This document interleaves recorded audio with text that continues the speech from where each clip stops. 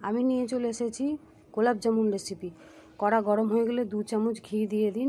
ঘিটা গরম হয়ে গেলে সুজি দিয়ে দিন। সুজিটাকে ভালো করে ঘিয়ের মধ্যে নাড়াচাড়া করে ভালো করে ঘিয়ে ভেজে নিন। সুজিটা ভাজার পরে সুজির মধ্যে অল্প একটু নুন আর একটুখানি এলাচ গুঁড়ো দিয়ে দিন। এলাচ গুঁড়ো দেওয়ার পর নাড়িয়ে আমি এখানে একটা দুধের মধ্যে চিনি গুলিয়ে রেখেছিলাম, সেই দুধটাকে অল্প অল্প করে দিয়ে আমি একটা সুজি দিয়ে ডো তৈরি করে নিয়েছি। সেই ডোটা ঠান্ডা হওয়ার পরে আমি অল্প অল্প করে ময়দা দিয়ে সেটাকে একটা সুন্দর করে মেখে তার মধ্যে একটুখানি দুধ দিয়ে ভালো করে সুন্দর করে মেখে একটা ডো তৈরি করেছি। ডো তৈরি করার পরে সেই ডোটা থেকে ডোটা সুন্দর করে বানাবেন। ডোটা তৈরি করার পরে ডোটাকে আমি অল্প অল্প করে কেটে ছোট ছোট গোলাপ জামুন তৈরি করেছি। সেগুলোকে আমি তেল গরম করে নিয়েছিলাম, তেলের মধ্যে ফ্রাই করে নিলাম।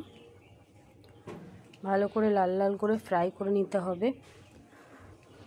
দেখুন আমি সবগুলো ছেড়ে দিয়েছি। এবার সুন্দর করে লাল লাল করে আমি ফ্রাই করে নিচ্ছি। ফ্রাই করে নেওয়ার পরে আমি এদিকে চিনির শিরা তৈরি করে নিয়েছিলাম। চিনির শিরার মধ্যে আমি গোলাপ জামুনগুলো দিয়ে দিয়েছিলাম। তারপরে ওই অল্প অল্প করে চিনির শিরা ওপর থেকে ছড়িয়ে রেডি করে নিয়েছি গোলাপ জামুন।